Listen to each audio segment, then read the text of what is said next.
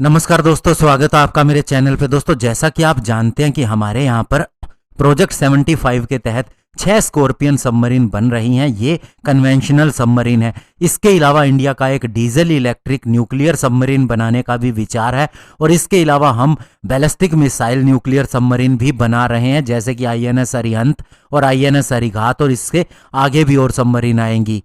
और अभी दोस्तों इंडियन नेवी का एक तीसरा प्लान भी है कि एक बड़ी कन्वेंशनल सबमरीन को बनाया जाए। इसे सुपर कलवरी भी कहा जा सकता है और सुपर कलवरी 3000 भी कहा जा सकता है। आज हम इसी के ऊपर बात करेंगे। चलिए दोस्तों शुरू करते हैं। दोस्तों, लास्ट ईयर इंडियन नेवी ने एक वीडियो रिलीज किया था जिसके अंदर उसने अपनी कैपेबिलिटीज का प्रदर्शन किया था, स्पेशली नेवल एसेट्स की डिजाइनिंग और मैन्युफैक्चरिंग को लेके। और आपको पता है कि नेवी इंडियन एयरफोर्स और आर्मी दोनों से आगे है। अगर लोकली किसी चीज को बनाना हो, बहुत से वारशिप और अन्य चीजें इंडियन नेवी ने खुद ही डिजाइन किए हैं, बनाए हैं, या फिर अपनी लैब की मदद से ऐसा किया है। और इसके अलावा नेवी ने एक सबमरीन का भी डिजाइन दिखाया था जो देखने में लगता था कि हमारी कलवरी क्लास की सबमरीन के जैसा ही है। और ये कलवरी क्लास की सबमरीन को डिजाइन किया है फ्रांस और स्पेन की कंपनीज ने, और वे मैजागोन डॉक के साथ में मिलकर इसे बना रही हैं। लेकिन दोस्तों, इस सबमरीन वाले वीडियो के अंदर दो चीजें ऐसी भी दिखाई दे रही थी जो कलवरी क्लास की डिजाइन से भिन्न है, या फिर कहें कि कलवरी क्लास की सबमरीन में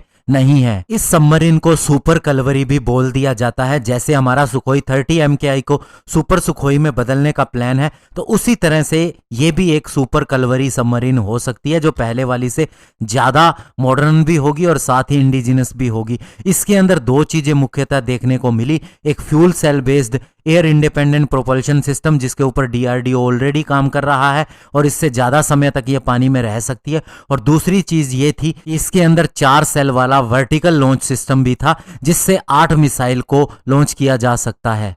और इन मिसाइल्स की बात करें तो ये दोस्तों हमारी निर्भया सबसोनिक क्रूज मिसाइल हो सकती है, या फिर ब्रह्मोस जो सबमरीन लॉन्च्ड क्रूज मिसाइल है वो भी हो सकती है।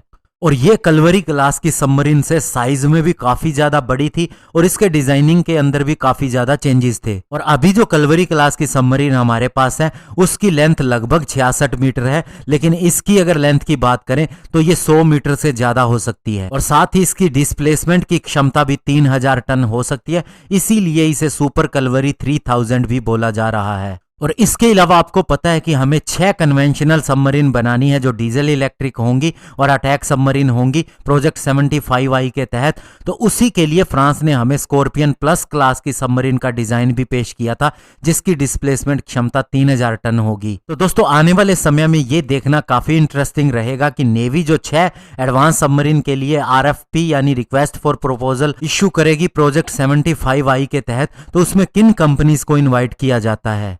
लेकिन नेवी ने यह कंफर्म नहीं किया है कि प्रोजेक्ट 75I के तहत इस तरह की सबमरीन बनाई जाएगी। हो सकता है दोस्तों कोई प्रोजेक्ट 76 भी और जिसके तहत इसे बनाया जाए, क्योंकि इंडिया इस समय काफी ज्यादा सबमरीन निर्माण के अंदर इंडिजिनस क्षमता हासिल कर चुका है, चाहे वह AIP सिस्टम हो, और अभी 5 मेगावाट की इलेक्ट्रिक प्रोपल्शन मोटर के लिए भी RFI जारी की गई है। तो इस तरह से दोस्तों एक सबमरीन इंडिविजुअली सारी तरह से लोकली जिसे कहा जा सके इंडिया में बन सकती है, और ये ही सुपर सुखोई की तरह सुपर कलवरी भी हो सकती है। धन्यवाद। जय हिंद।